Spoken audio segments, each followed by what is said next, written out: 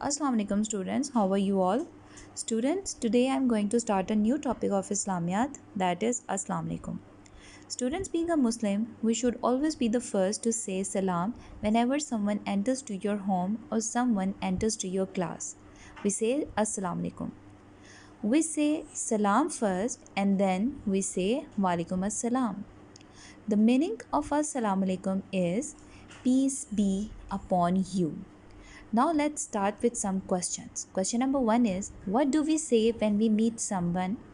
We say Assalamu alaikum. What do we say in reply of Assalamu alaikum?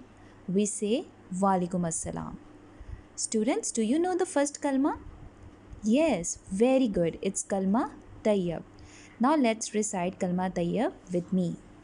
La ilaha illallahu Muhammadur Rasulullah. Once again, La ilaha illallahu Muhammadur Rasulullah. Now your assignment is you have to learn these 3 questions. Thank you. Take care and Allah Hafiz.